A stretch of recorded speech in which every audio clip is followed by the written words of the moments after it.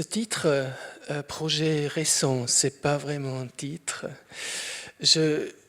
J'essaie toujours de prendre des titres qui sont pas des titres parce que ça veut rien dire. Projet récent, je pouvais pas dire projet historique ou projet futur. Alors bien sûr qu'ils sont tous plus ou moins récents. Mais ce que je vais essayer de faire, c'est vous montrer quelques exemples de mon travail qui datent des périodes différentes. Aussi pour réfléchir comment ils sont liés, comment ils sont différents l'un à l'autre. J'aimerais bien commencer tout à fait innocent avec cette petite chapelle. C'est pas vraiment le premier bâtiment que j'ai jamais construit. En fait, ça ressemble beaucoup le travail de diplôme que j'ai fait comme étudiant. Alors ça date même avant le début de la profession de l'architecte. Et c'était un début, disons, vraiment au début, j'ai essayé de tous oublier que j'ai appris à l'école, de tous oublier que j'ai vu dans le revue d'architecture de Peter Eisenman, Frank Gehry et aussi les stars suisses qui viennent jusque de commencer avec une manœuvre de travailler avec des matériaux exceptionnels, raffinés. Ça s'était construit dans une seule journée. C'est plutôt, disons, faible comme handicraft. Et je crois tout ça a seulement une importance, ce petit projet, grâce à la situation. Cette petite échelle, cette idée de faire un bâtiment comme sculpture, comme abstraction, ça a seulement un sens avec le lien avec les montagnes, avec toute leur richesse, le changement des couleurs, des structures, et seulement avec ce contexte, cet minimalisme est vraiment quelque chose qui a encore une valeur aujourd'hui, presque 30 ans après. Et si je compare ça avec, disons, cette tour en Chine, un projet probablement qui va jamais être construit, je crois c'est bien sûr c'est tous différents, c'est un autre programme, un autre lieu, une autre structure, une autre échelle, mais c'est aussi disons une recherche de commencer par le début, de tous oublier toute l'histoire, toutes les connaissances, qu'est-ce que c'est une tour de 120 mètres hauteur, et de chercher une évidence qui mène à cette apparence et qui ne pouvait pas mener à une autre apparence. Je vais expliquer plus tard pendant la conférence cette évidence du projet. Mais on pouvait dire, c'est comme toutes les bâtiments, c'est juste des dalles et des poteaux, voilà, rien plus. Mais peut-être dans une relation différente. J'aimerais bien commencer avec cette école qui date déjà depuis 7 ans, qui était le premier grand bâtiment qu'on pouvait faire, jusqu'à maintenant aussi le dernier. Et j'aimerais bien comparer cette école avec une école qu'on vient de dessiner il y a 3 ans.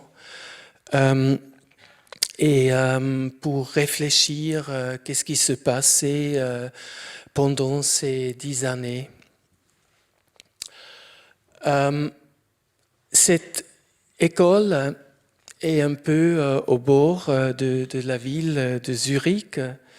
Et c'est un quartier, disons, qui n'a pas une grande qualité en soi, mais la taille du terrain était assez grande. Et moi, je trouvais c'est la seule qualité qu'il y a dans cet endroit.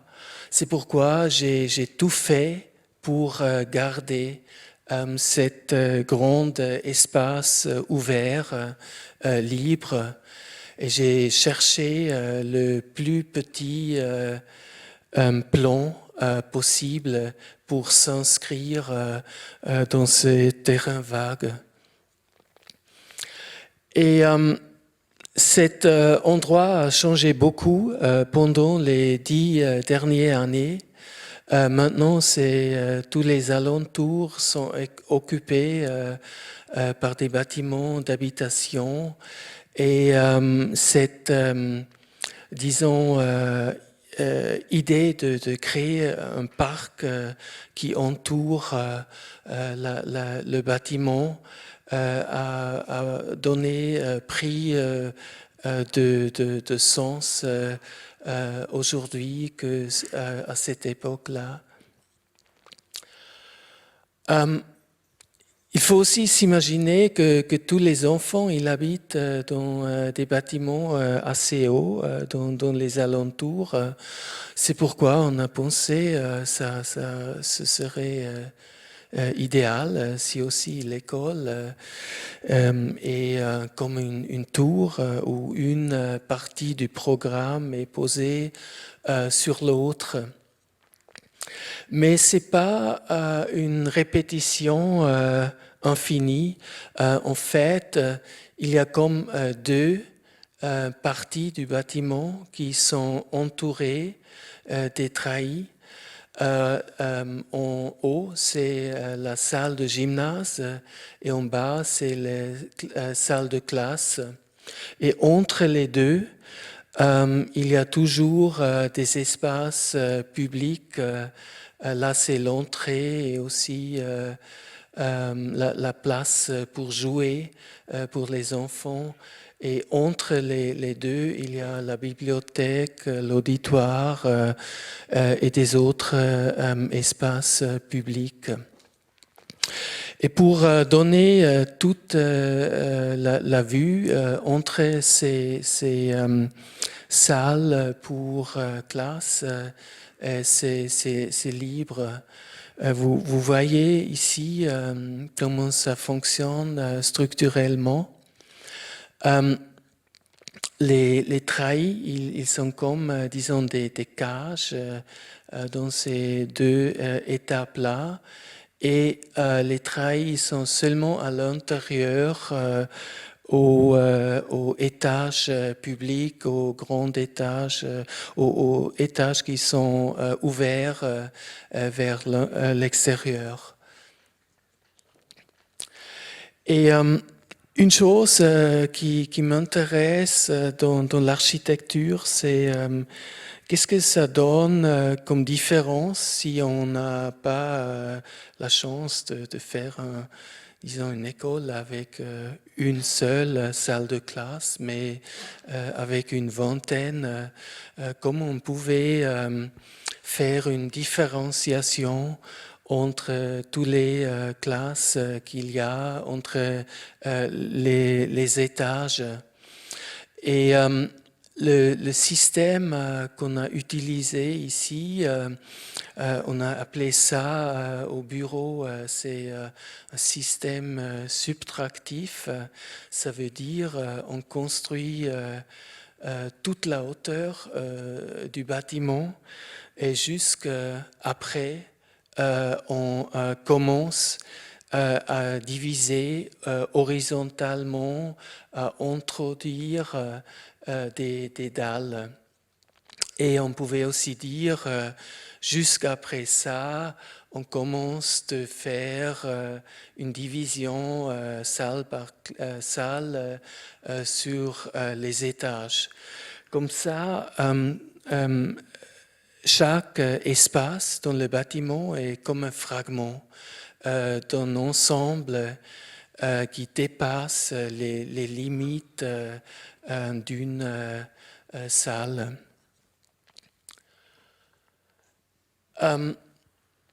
Ce qui m'intéresse beaucoup dans l'architecture, c'est comment les choses sont faites, comment ils sont construits. C'est pas les surfaces, c'est pas les matériaux en soi qui m'intéressent, mais comme l'histoire, comme le bâtiment est construit.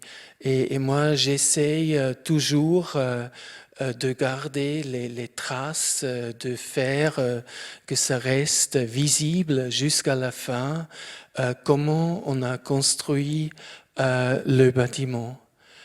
Alors ça, c'était le chantier et ça, c'était quand le bâtiment était fini. Le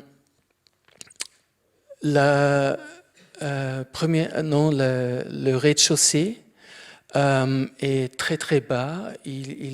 Pour faire un lien plus fort avec le parc qui entoure cette école. Il n'y a pas de couloir. Il y a un escalier central qui donne à des halls de à peu près 200 mètres carrés. Et jusqu'à travers de ces halls, on peut entrer dans la salle de classe.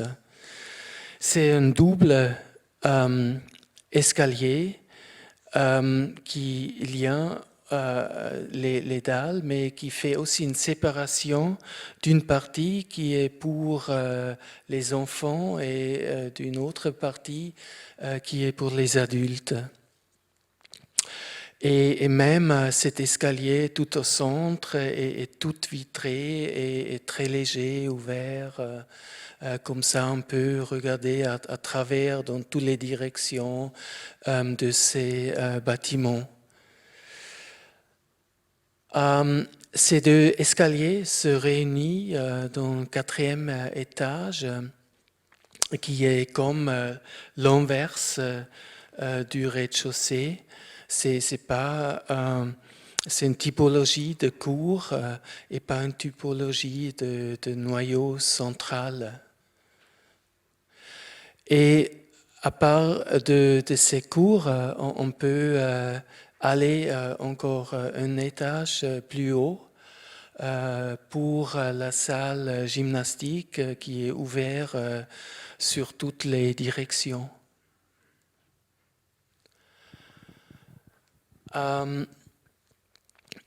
Et on voulait en fait dessiner tous les meubles pour ce bâtiment, mais seulement à la fin ces petits accrochages pour le vestiaire était vraiment dessiné par nous à part ces sofas. Et Il y avait pendant le processus toujours une grande discussion. Est-ce que c'est pas dangereux? Comment vont réagir les enfants ou les élèves? Est-ce qu'ils vont se faire du mal avec la tête, avec cette inclination? Mais comme on voit, ils étaient beaucoup plus habiles que tout le monde a pensé et ils savaient même utiliser l'architecture d'une façon que nous, on ne pensait jamais. On a essayé avec le bâtiment de tous intégrer, de traiter, de prendre tous les détails jusque pour une conséquence du concept initial. Par exemple, les noyaux, ils sont pas en direct, mais ils sont courbes. Et aussi, quand on voit à la fin, les noyaux sont tout légers, ils ne sont pas couverts. Et comme ça, il ne devient pas un élément de structure, un élément qui pouvait faire une concurrence à cette structure légère métallique. Aussi les lampes, l'acoustique, ventilation, sprinkler, c'est tous intégré dans une ondulation du plafond, ce qui donnait aussi beaucoup de plaisir au chantier, comme on peut imaginer. Et comme ça, la forme du plafond est comme une réflexion des installations et les installations deviennent indirectement visibles, mais sans donner une échelle trop petite à l'espace. Et toute la structure est faite de la même façon, avec les mêmes matériaux. Mais si vous regardez attentivement, vous voyez que les échelles et les dimensions changent toujours. Et il y a même quelques éléments comme ce nœud-là, qui est comme entre l'extérieur, les treillis à l'extérieur et les treillis à l'intérieur, et qui est tout à fait isolé entre les deux. Cette école, même si elle était en fait du Bon Marché, elle avait un vice qui est très grave en Suisse, et c'est que cette école avait l'apparence d'être chère. Et ça a porté beaucoup de critiques. Et 10 ans après, j'ai essayé de faire une école qui a l'apparence du très très bon marché. Et c'est aussi, disons, une échelle, un lieu, un programme divers. C'est pas vraiment, c'est un lieu très très difficile parce que c'est jusqu'au bord de cette gare, et il y a ici une centrale électrique et on peut même pas se promener ici à cause de les émissions de cette centrale électrique.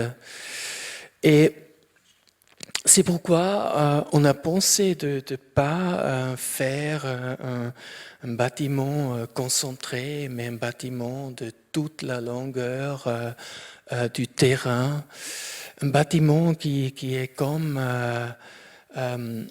qui donne comme un silence dans cet endroit et qui introduit une grande échelle dans cet site. Et l'intérieur, c'était le plus simple possible, une structure préfabriquée en béton, presque tous les mêmes dimensions.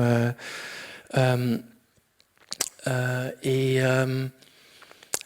ce qu'on a rajouté après, c'est les escaliers pour lier tous les étages l'un avec les autres, pour aussi faire que il y a un lien public ouvert entre les dalles, que c'est plutôt, disons, comme un chemin, un parcours à travers du bâtiment, mais aussi à travers des étages.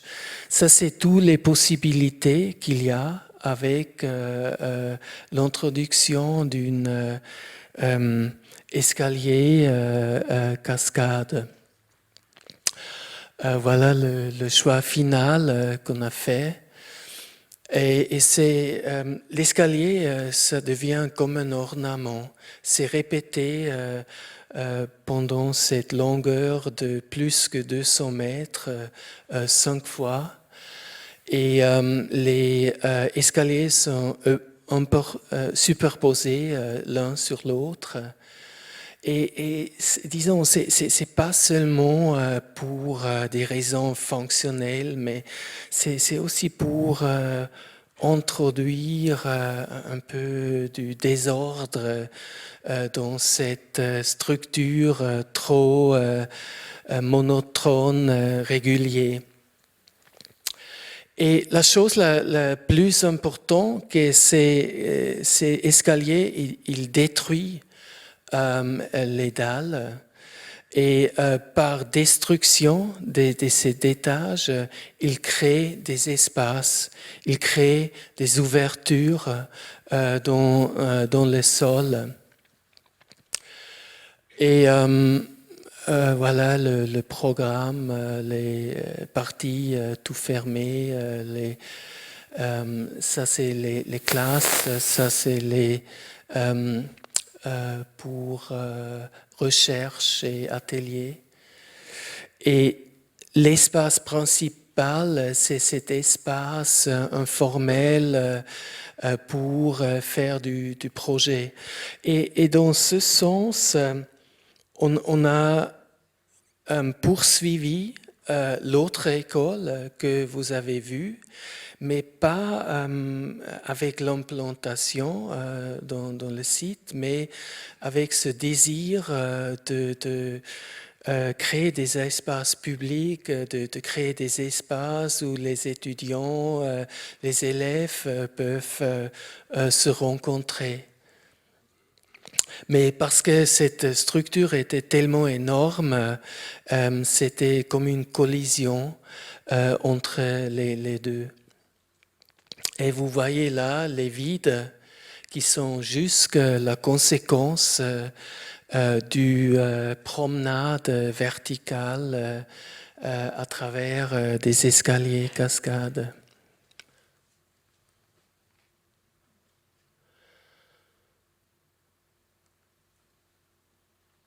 Et moi, si je devrais dire ce que j'aimerais plus, l'ordre de la structure ou le désordre créé par les escaliers, je ne pouvais pas dire parce que les deux vont ensemble et je ne pouvais pas m'imaginer l'un sans l'autre.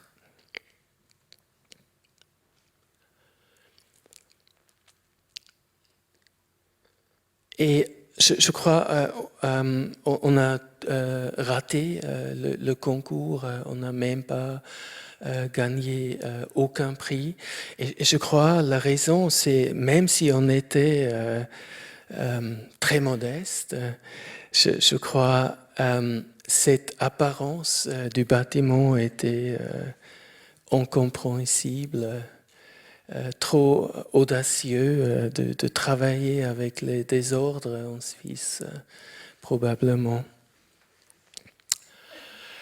Moi, je choisis jamais les commissions. C'est toujours le contraire.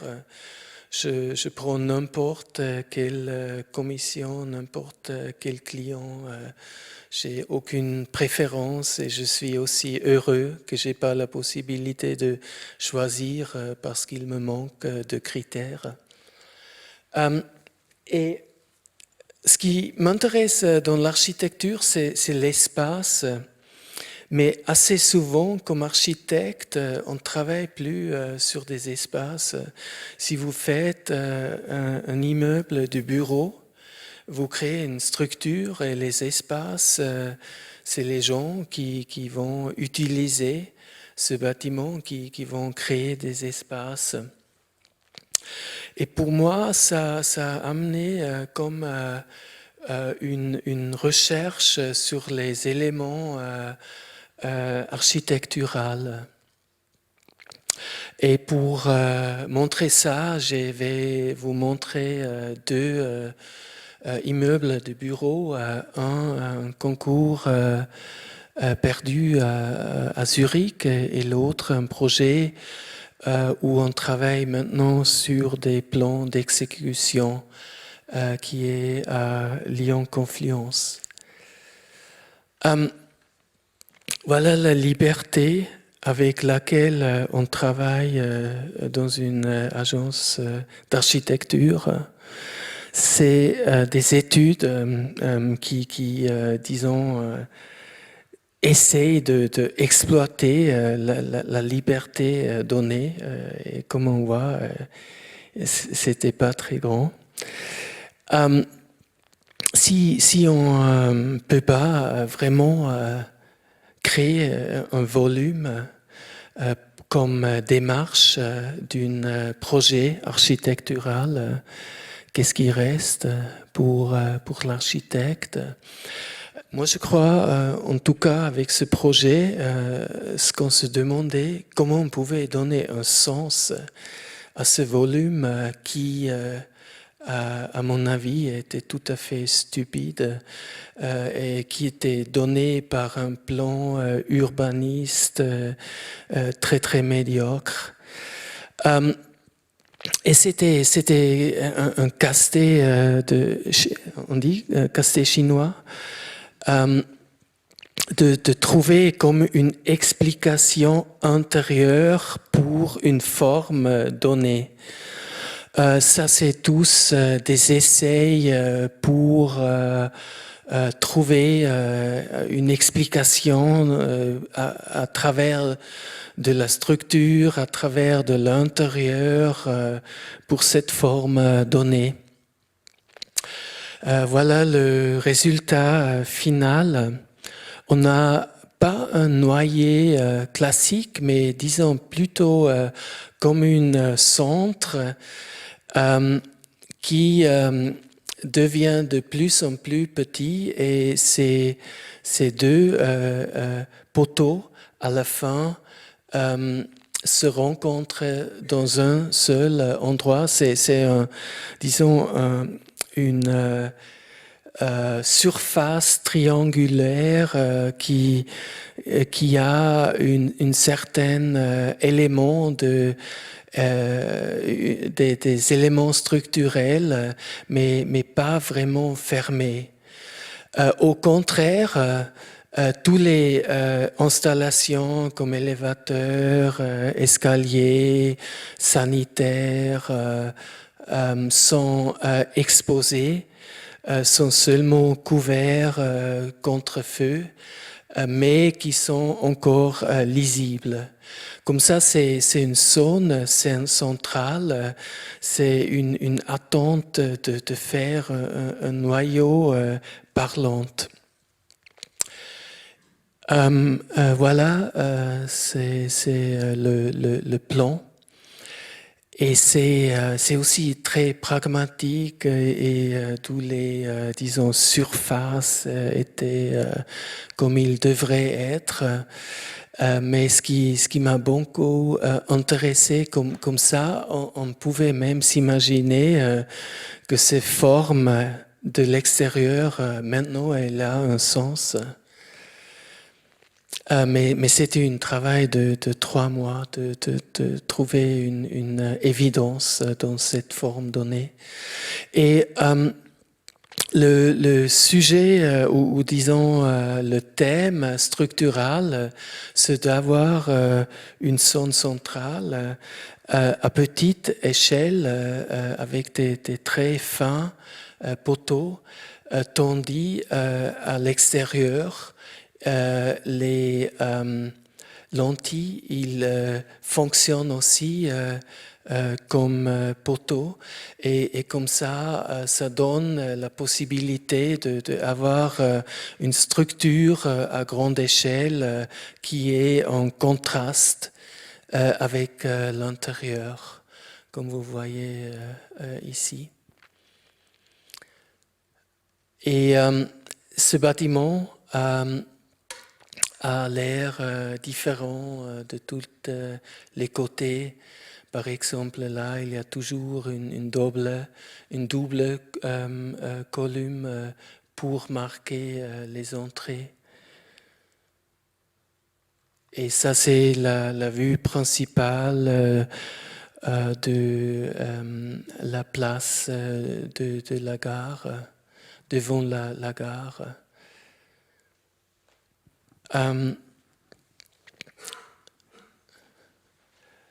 Le bâtiment sur lequel on travaille jusqu'à maintenant se trouve ici. Je crois là, c'est Shigeru Ban qui est en train de construire. Et ça ne m'intéressait pas tellement, mais ce qui m'intéressait plus, c'est que cet axe-là donne jusqu'au centre-ville de Lyon. Et cette position sur le boulevard Charlemagne que je trouvais, disons, la chose la plus importante pour commencer. J'ai fait même des études sur l'histoire pour la première fois de ma vie. Vous voyez un bâtiment très typique du classicisme. Si on regarde les fenêtres, les ouvertures fonctionnelles, ils sont presque tous identiques. Si vous regardez la décoration, elle change beaucoup. C'est juste que la décoration qui donne un ordre classique entre le socle, l'attique et la partie médière. Et moi, j'ai pensé que ce serait bien de reprendre cet ordre classique, d'avoir un bâtiment qui consiste de 3 parties différentes qui changent avec la hauteur. Mais bien sûr, je ne pouvais pas jouer avec le décor. Mais parce qu'il n'y a pas de décor avec ce bâtiment, immeuble de bureau, c'est rien que des dalles et des poteaux. Ce que j'ai montré aussi vers l'extérieur, il y a aussi des poteaux à l'extérieur et c'est une structure continuelle sur toute la surface, aussi pour avoir la plus généreuse apparence des espaces horizontaux.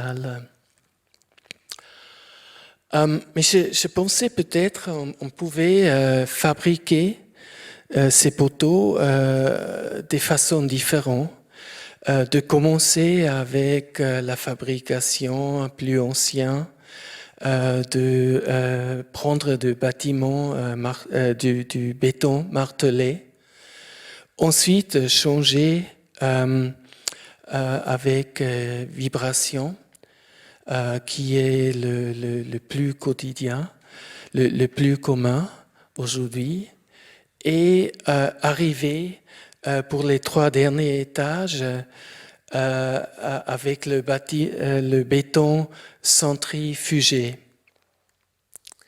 Et ça donne une différente échelle.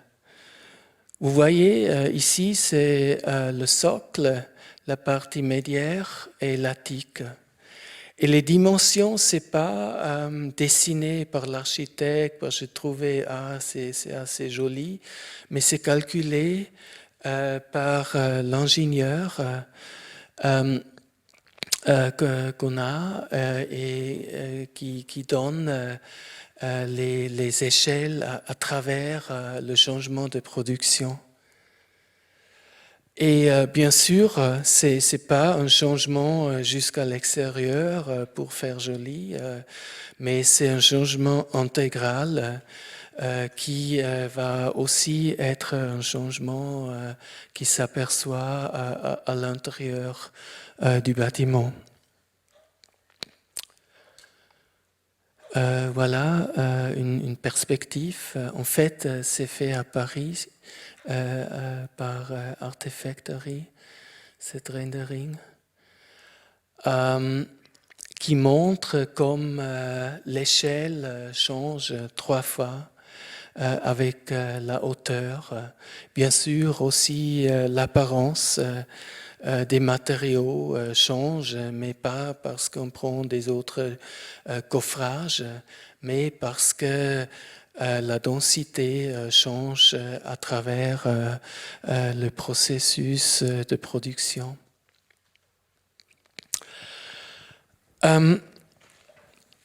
Je déteste disons, de travailler pour des clients privés, mais de l'autre côté, je dois aussi dire, c'est d'une certaine façon la chose la plus intéressante et je crois aussi importante qu'il y a à l'architecture, l'espace jusque pour une personnage ou 2 ou pour une petite famille, l'espace privé. Et je crois c'est aussi une expression très pure de l'architecture.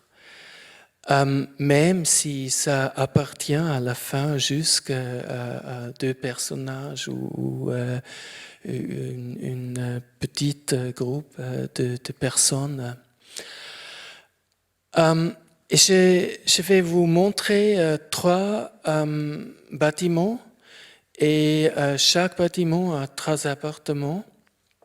Alors c'est toujours le même programme et je crois la grande différence, c'est pas tellement le site, c'est pas tellement le programme, c'est pas le client privé, mais c'est plutôt le désir personnel qui peut changer de temps en temps. Et je crois même de parler de concepts parce que on peut bien parler de concepts, c'est quelque chose rationnel. Je crois à la base, il y a toujours un désir tout à fait irrationnel qui crée des espaces. Et même si j'ai pas de souvenir du Amérique du Sud, ça m'a toujours attiré l'architecture de l'Amérique du Sud. Peut-être parce que c'est comme une projection. Si on vit en Suisse, il faut s'imaginer, nous, on a une démocratie qui date de 12 093. On n'a jamais eu de roi ni des autres. Et aussi dans notre architecture, il y a très très peu des bâtiments à une grandeur. Et pour moi, le pays qui représente la grandeur après la Deuxième Guerre mondiale le plus, c'est l'Amérique du Sud, et peut-être parce que c'est le plus grand contraste que je peux m'imaginer avec la Suisse. J'étais toujours attiré par cette culture. Je crois que ma mère est brésilienne, peut-être ça apporte quelque chose, mais je crois que c'est plutôt le désir de construire là, d'être là, mais aussi de ne pas être là et de faire quelque chose tout à fait qui est le contraire de tout ce que vous voyez là. Mais quand même, la Suisse est jolie, n'est-ce pas? Surtout si on a un terrain comme celui-là qui donne une pleine vue sur le lac de Zurich. Et c'est presque comme dans un théâtre, c'est presque comme poser pour donner un avant-fond et les petites collines là pour donner un arrière-fond. Parce que c'était tellement, non pas tellement suisse, mais pas tellement joli, je pensais il faut rien ajouter, peut-être un cadre pour vraiment se concentrer sur cette vue. Et le bâtiment n'est rien d'autre qu'un cadre. Il y a deux murs tout à fait fermés, un espace ouvert qui donne sur cette vue. Et tout ce qui pouvait distraire cette attention du lac est posé à l'extérieur, l'élévateur et aussi les salles de bain. Et pour que, même si on est sur l'autre côté, sur la vue qui donne sur la colline, on peut voir le lac, parce que c'est comme un auditoire, la section, la coupe de cet appartement. Qu'est-ce que ça a donné à l'extérieur? Je ne sais pas. Mais ça m'a jamais vraiment préoccupé. Je trouve que ça va bien avec l'environnement. Ça ajoute un peu un bricolage, un caractère de bricolage qui fait un lien avec les autres bâtiments. Et c'est aussi, comme ça, c'est clair, c'est seulement l'espace intérieur qui est pur. Tout le reste, c'est comme il fallait. Voilà cet espace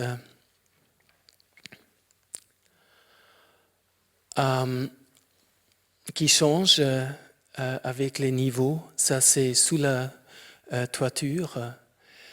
La toiture, elle suit le code. C'est comme une interprétation juridicaire de la topographie. La forme n'a rien à faire avec un désir pour faire un peu, oui, comme on fait aujourd'hui.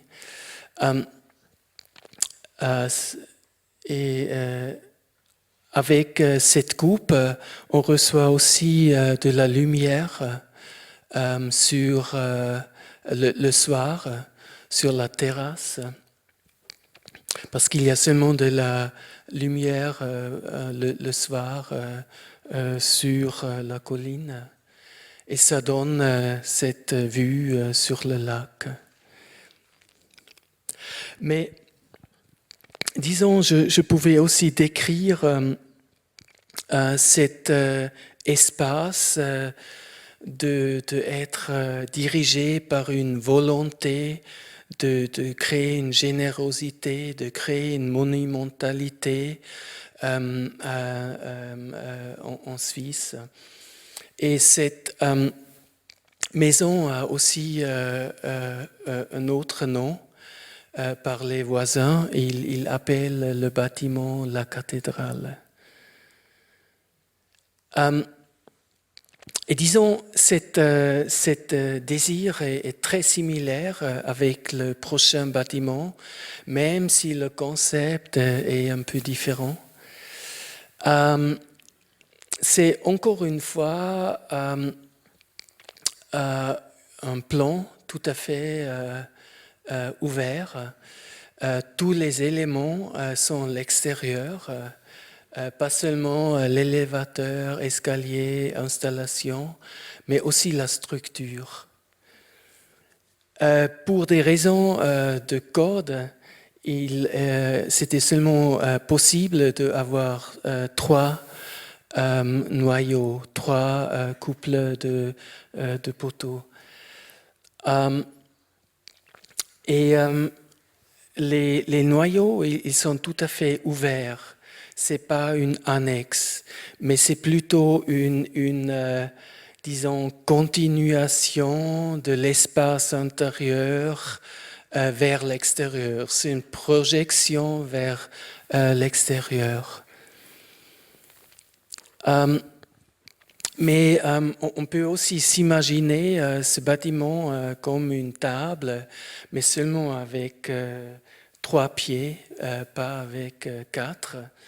Et ça fait que c'est comme affaibli. Et à cause de ça, les éléments deviennent beaucoup plus grands. Et ça donne une grande échelle à ce plan qui serait autrement très petit. Et je crois, pour la première maison, on a créé cette générosité ou cette monumentalité avec la vue. Et ici, avec la structure qui traverse la façade et qui vient après se poser, s'implanter dans le jardin.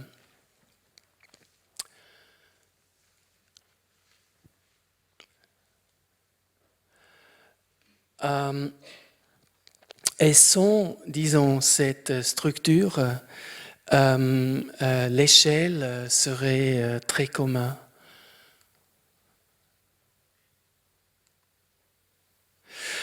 On pouvait dire que c'est des autres moyens, mais le désir est assez similaire que dans l'autre bâtiment.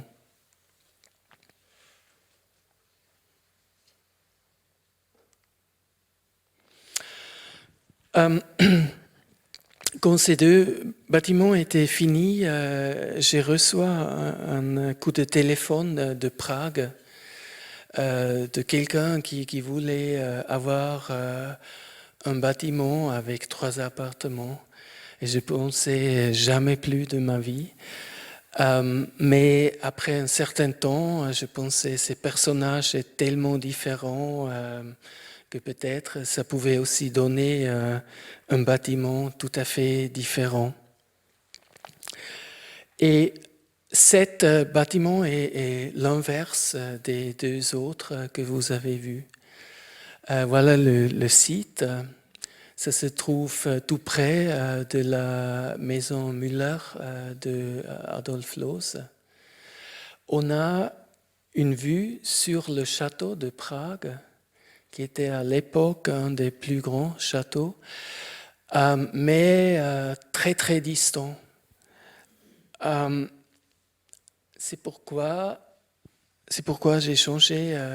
J'ai pensé il faut changer les fenêtres, il faut les faire tout petits pour avoir cette vue lointaine. Et j'ai aussi essayé cette fois de faire beaucoup des espaces. Ça, c'est un bâtiment avec plus que 40 chambres. Les autres avaient seulement, je disais, 3 chambres. Et voilà la même salle. Tous les espaces sont circulaires pour être autonomes et pour aussi être visibles de l'extérieur. Mais ce qui m'intéressait pas tellement, c'est pas la forme, mais c'est plutôt de créer comme un labyrinthe, de faire un joint entre toutes ces petites chambres. Ça, c'est la vue que vous avez vue. Et ça, les flèches, ils montrent toujours les vues qu'il y a. Par exemple, ici, on voit la cuisine. Voilà la cuisine. À travers de cette ouverture, on voit salle de séjour. À travers de là, on va la salle pour manger. Là, la salle avec escalier, etc., etc.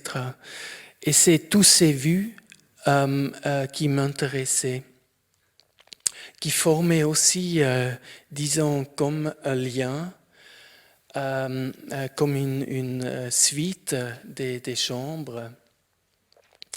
Et cette suite change avec un étage par l'autre. Ça, c'est le rez-de-chaussée. Et les 3 couleurs, c'est pour les 3 appartements.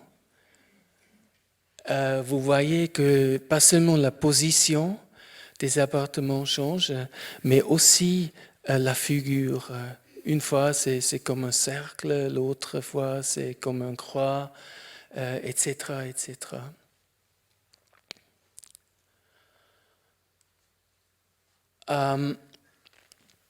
Maintenant, ça c'est le plan le plus récent.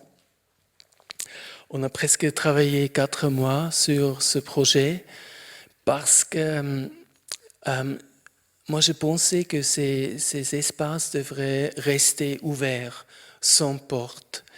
À cause de ça, et aussi sans des objets grands. Et à cause de ça, tous les wardrobes, armoires, tous les armoires et aussi toutes les toilettes devraient rester entre les espaces circulaires. Comme là, par exemple, la toilette n'est plus dans la salle de bain, mais au dehors, pour qu'il ne faut pas avoir une porte entre la chambre et la salle de séjour. Et c'était aussi une recherche dans l'échelle 1 sur 1. Vous voyez ici les mock-ups qu'on a fait. J'ai jamais construit un espace circulaire, alors je devrais être sûr que ça marche, que ça fait un sens, que c'est pas seulement un signe graphique, mais que ça a aussi une qualité spatiale.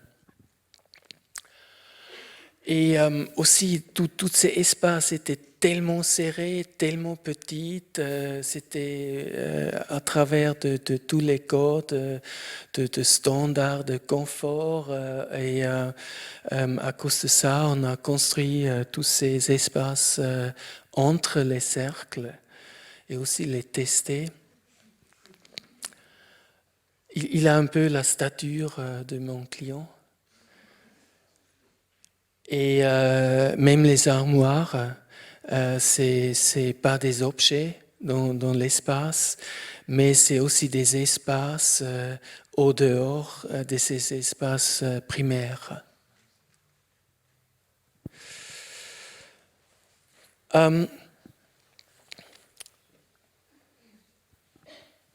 Je travaille dans des pays différents, mais pas parce que je crois que c'est comme une démarche dans la carrière d'un architecte de devenir international. Je crois même que ça n'existe pas.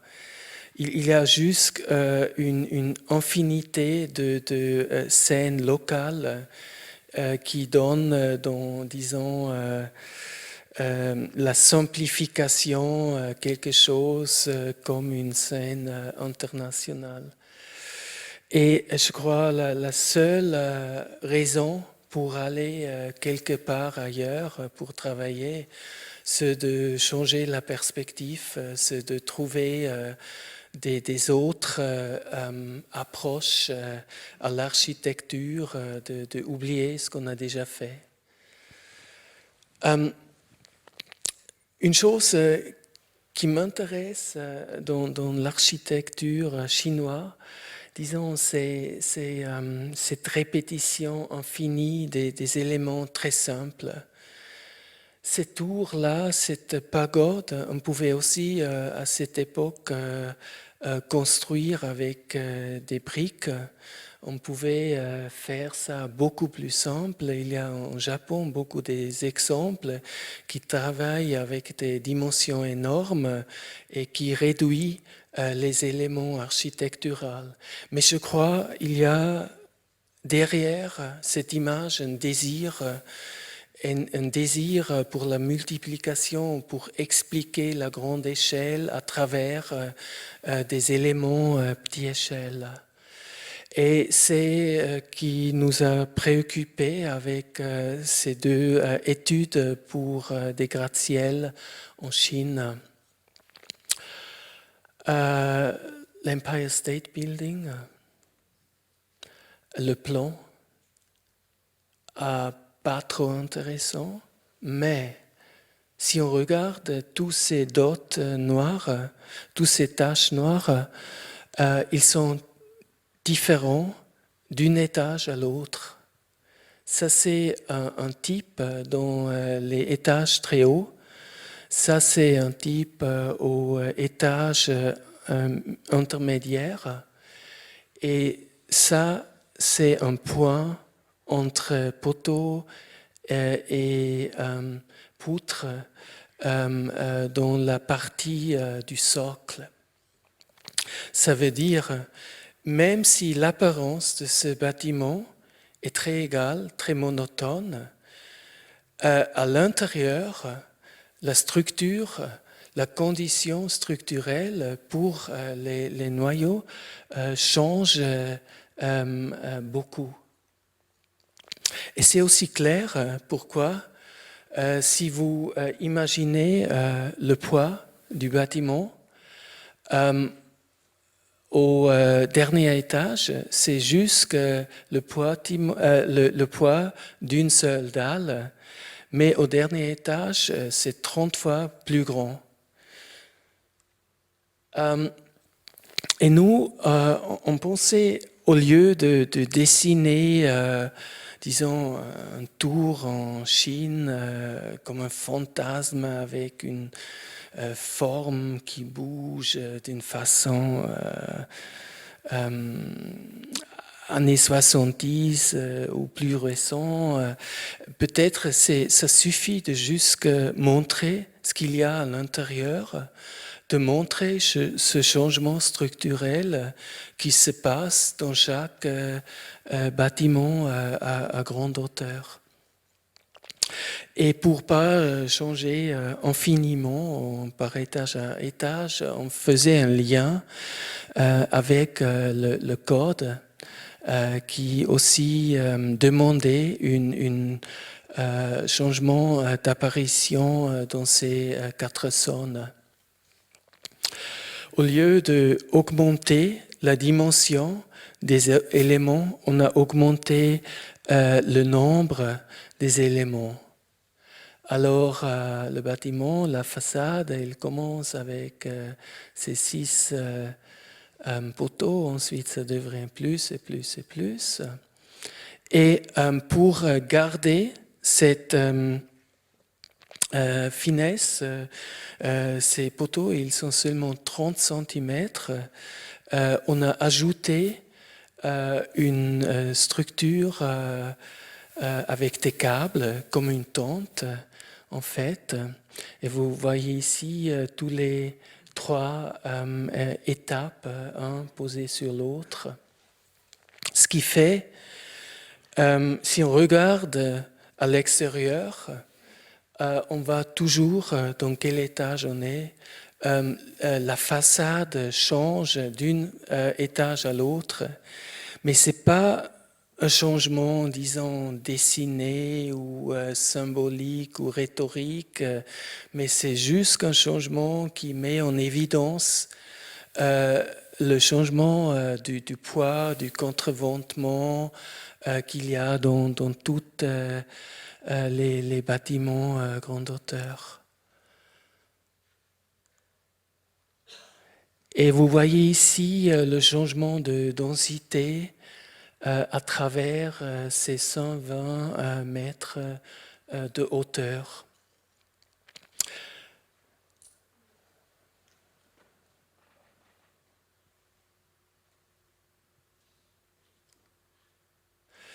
Bien sûr, ça a aussi, disons, un aspect fonctionnel. On n'a plus un noyau central, massif, qui sépare les côtés l'un de l'autre, mais qui fait que maintenant il y a comme un vide à l'intérieur et qu'il y a une flexibilité totale. Il y a aussi une flexibilité à travers de la coupe. Ici, c'est une zone avec des magasins autour. Et là, il y a une zone avec les espaces publics, espaces pour, disons, plaisir, restaurants et tout ça.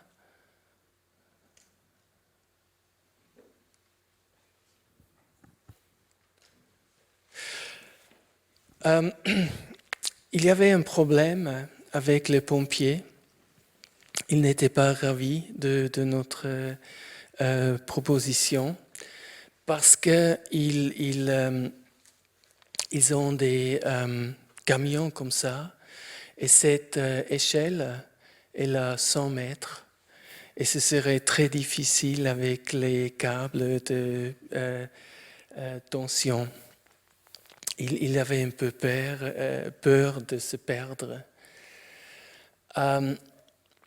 Alors, on a pensé de renouveler ce principe de densification et de simplifier, de ne pas avoir un poteau et des câbles, mais seulement des poteaux.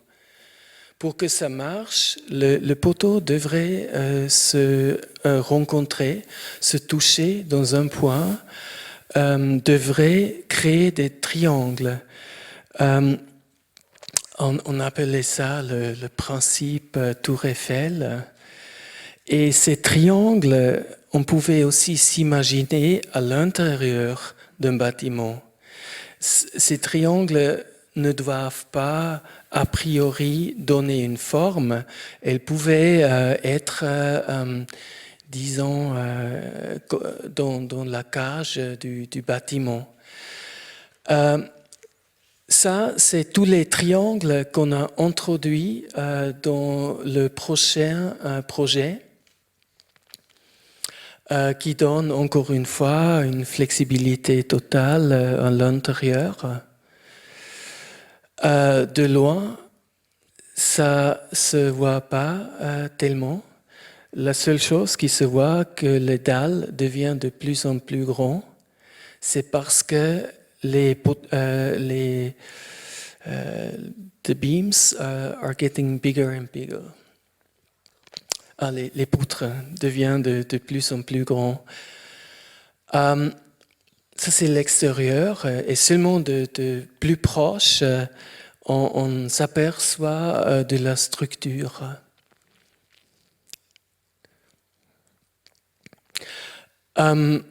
La ville de Zhengzhou était ravie de ce projet.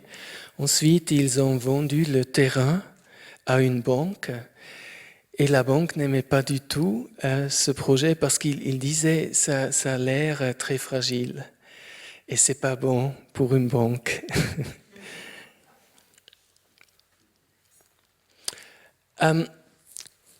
Peut-être ça a l'air un peu, disons, oui, c'est compliqué à construire, c'est clair.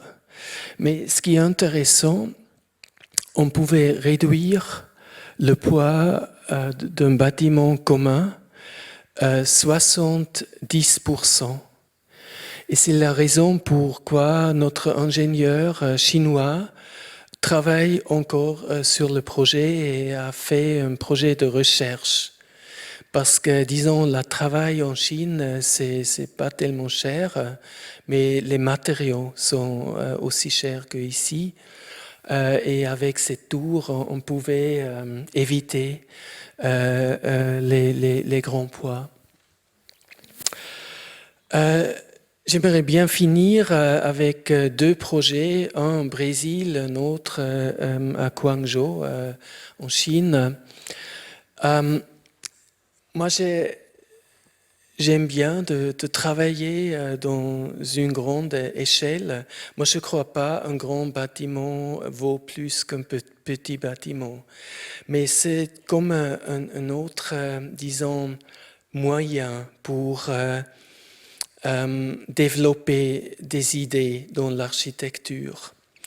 Et moi, je ne m'intéresse pas à des formes, à des matériaux, à des volumes, à des trucs comme ça.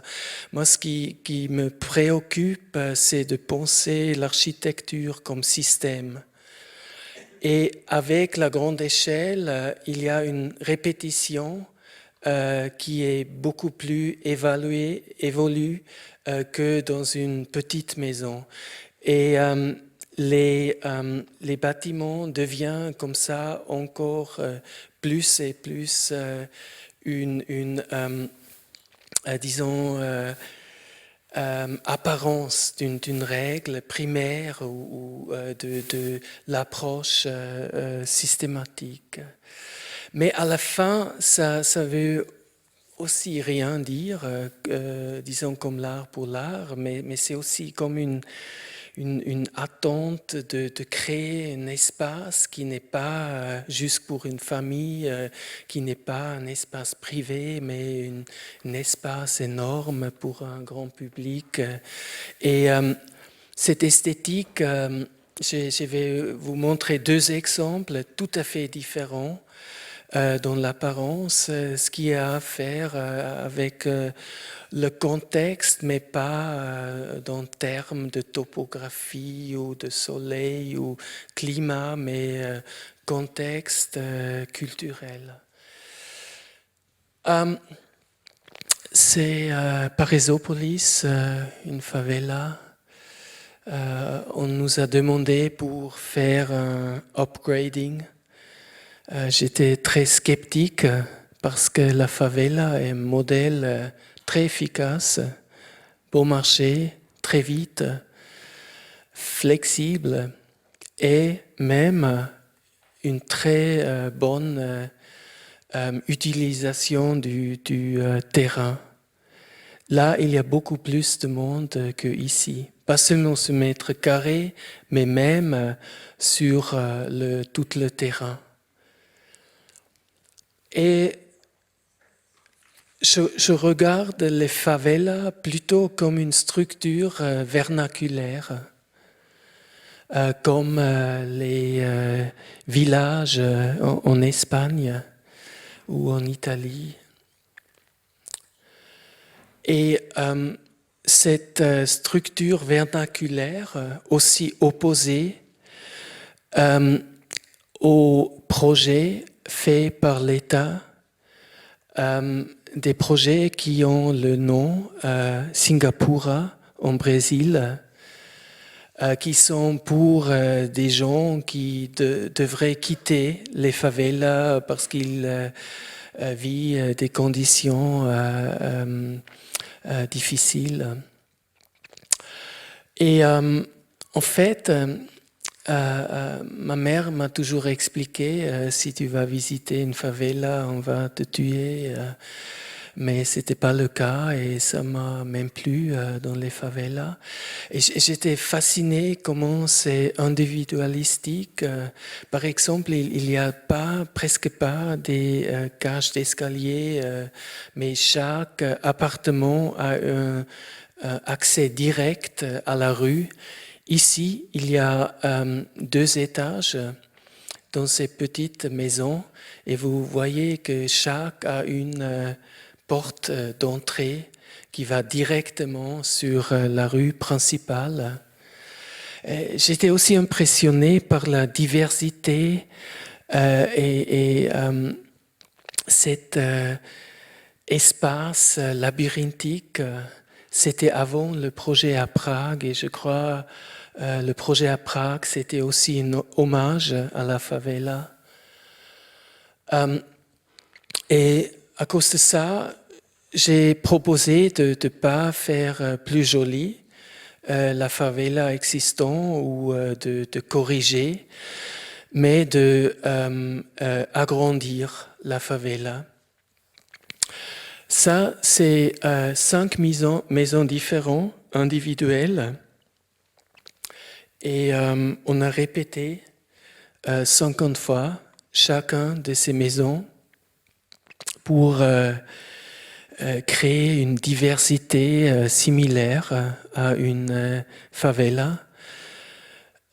Et ça va être la première favela légale qui respecte tous les codes de pompiers, de ventilation, etc., etc. Bâti en Brésil par un Suisse. Et on a fait cette maquette énorme parce que à la fin, ce qui nous intéressait, c'était pas ces petites maisons primaires, mais cet espace énorme qui donne aussi une qualité qui se trouve pas avec les projets modernistes pour les favelados. C'est le permis de construction.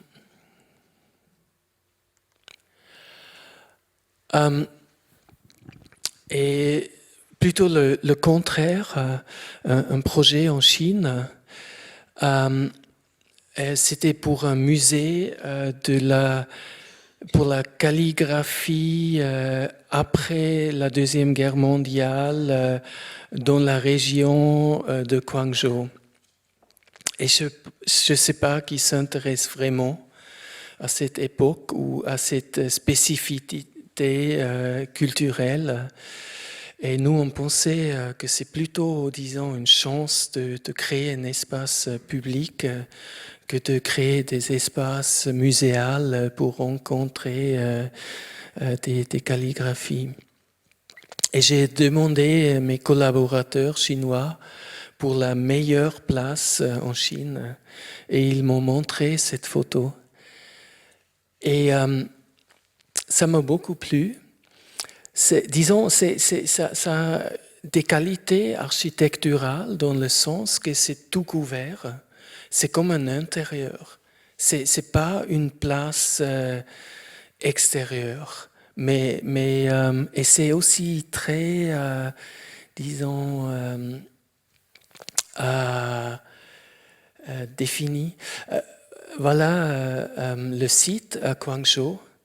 Guangzhou a le même nombre de touristes que Paris, même s'il ne vient pas aussi longtemps que pour venir ici à Paris.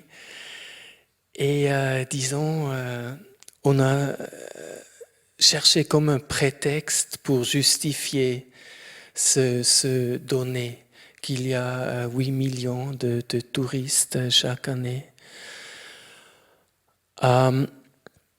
Et on a fait 3 propositions pour 3 musées différents qui s'intègrent dans un parc comme un paysage naturel, Mais c'était pas la forme en soi qui m'intéressait tellement, mais ça c'est une maquette pour la maquette de site 1 sur 500.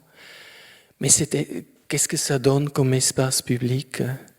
C'est tout à fait la même maquette que vous avez vue avant, mais maintenant comme couvrage du paysage, comme extension du parc public où il y a des gens qui se rencontrent, où il y a des œuvres d'art exposées.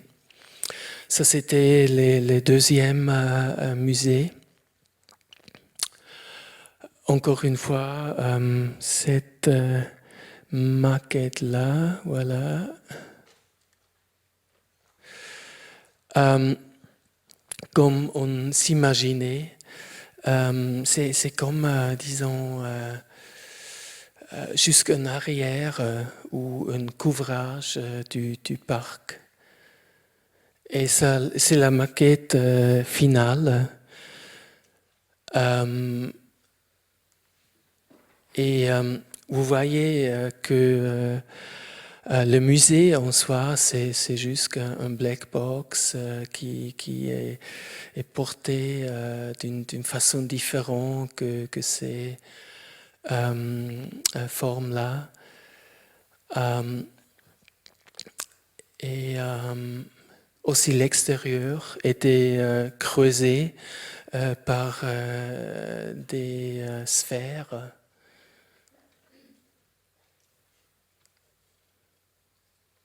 Pour mettre en évidence que ces musées appartiennent au parc et pas dans la ville de Guangzhou. Et il y a ces espaces publics qui traversent chaque bâtiment, comme le fleuve aussi.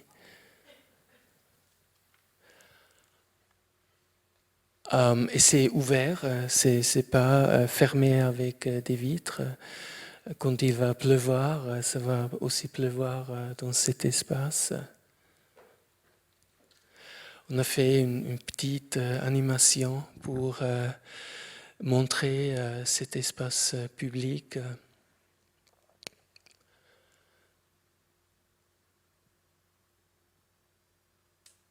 Disons, le concept, qu'est-ce que c'est un musée en Europe ou chez nous, souvent, le musée, c'est pour l'encontre entre l'individu et l'objet de l'art. Mais ce musée, c'est plutôt une référence à un club socialiste, disons un endroit public pour divertissement, pour éducation, pour rencontre entre les gens. C'est pas vraiment pour les œuvres d'art, c'est pas la chose la plus importante, comment est la lumière, mais c'est plutôt, disons, un endroit pour s'amuser.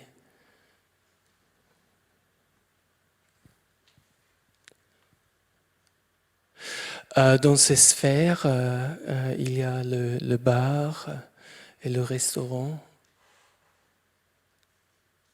Et ils sont comme exposés au foyer.